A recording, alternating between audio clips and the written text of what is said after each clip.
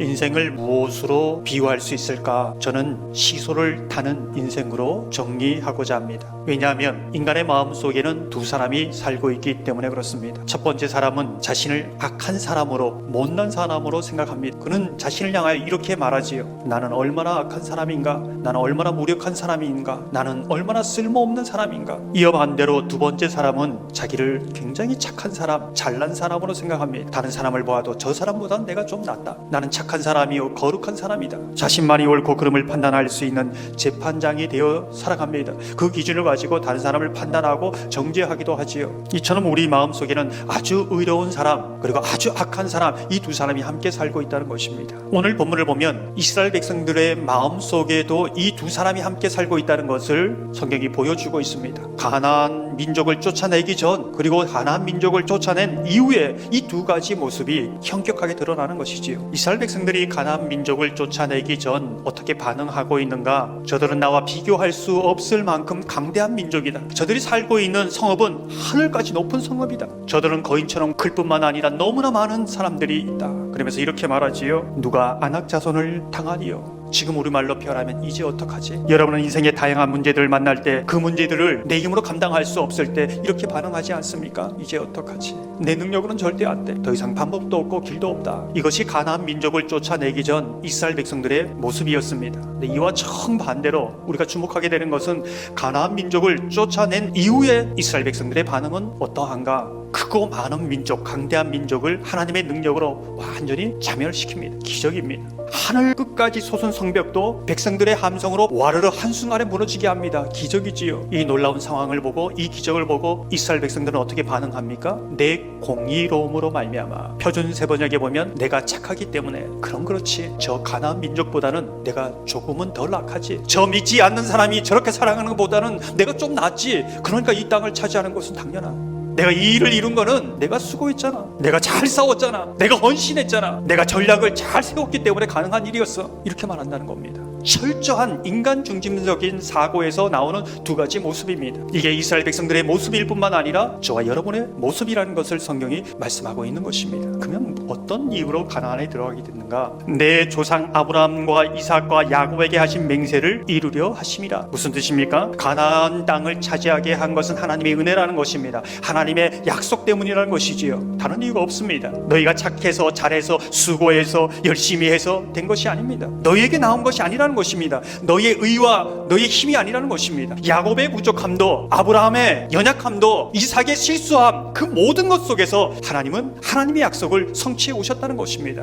그 하나님의 은혜 때문에 차지할 수 없는 땅을 차지하고 꾸지 못할 꿈을 꾸고 성취했다는 것이지요. 우리가 한 가지 여기에서 짚고 넘어가야 할 부분이 있습니다. 쫓아내시기 전, 쫓아낸 후, 쫓아내는 과정 중에 이 부분을 굳이 설명해 줍니다. 우리는 그것을 놓치지 말아야 됩니다. 하나님께서는 무엇이라고 말씀합니까? 이 민족이 악함으로 말미암아 그들이 악 때문에 가나안 이 땅에서 쫓겨난다고 말씀하고 있습니다. 이스라엘 백성들이 어떻게 생각했을까요? 당연하지. 그들이 악하기 때문에 쫓겨나는 거야. 근데 그 악의 기준을 자신에게 되지 않습니다. 그러면서 마음속에 뭐가 올라옵니까? 그래, 저 사람보단 우리가 덜 악한 거야. 저 사람보다는 조금 괜찮은 거야. 그 심중에 이스라엘 백성들이 생각하는 것을 알고 하나님께서 이렇게 말씀하시는 것이지요. 너는 목이 곧은 백성이다. 하나님을 경노하게 했던 거 바로 너희들이다. 하나님을 거역했던 거 바로 너희들이다. 하루아침 한두 번이 아니라 40년 늘 언제나 내내 그렇게 살지 않았냐.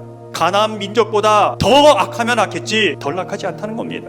악함과 선함에 있지 않다는 것이지요. 잘함과 못함에 있지 않다는 겁니다. 은혜에 있다는 것이지요. 여러분은 구원 받으셨습니까? 구원의 확신이 있습니까? 오늘 밤 주님께서 여러분의 영혼을 부르시면 천국 갈 자신이 있습니까? 천국으로 들어갈 수 있는 천국의 열쇠가 무엇입니까? 천국 잔치에 입고 갈 예복이 무엇입니까? 천국의 문 앞에서 여러분은 가나안 민족을 쫓아내기 전 이스라엘 백성들의 모습처럼 이제 어떡하지? 어떻게 해야 이 문을 열고 들어갈 수 있지? 내 능력으로는 안 되는데. 또 한편으로는 가나안 민족을 쫓아낸 이후에 이스라엘 백성들의 모습처럼 하나님, 내가 이제까지 얼마나 수고했는데요. 주님의 교회를 위해서는 얼마나 헌신했는데요. 얼마나 열심히 살았는데요. 그렇게 해도 열리지 않는 천국의 문을 보고 어쩔 줄 몰라하는 여러분의 모습은 아닙니까? 가나안 백성을 쫓아내시고 이스라엘 백성을 가나안에 들인 그 은혜 은혜의 원리, 그것이 동일하게 우리가 천국에 들어가는 원리가 됩니다. 하나님께서 예수 그리스도를 통하여 이루신 그 구원의 약속, 예수 그리스도의 그 죽음이 내 죄를 용서하는 대속의 죽음이라 하신 그 약속, 하나님의 자녀가 되는 권세에 대한 약속, 그 말씀을 하신 예수님을 향한 그 믿음이 천국의 열쇠가 되어서 천국문을 열고 들어갑니다. 주님 손잡고 들어가는 것이지요. 다른 방법이 없습니다. 천국에 들어갈 자격을, 구원의 이유를 자꾸 나의 선함과 악함에 찾으면 헛갈리기 시작합니다. 오늘은 구원받은 것 같고 내일은 구원받지 못한 것 같습니다. 계속 시소를 타는 것이지요.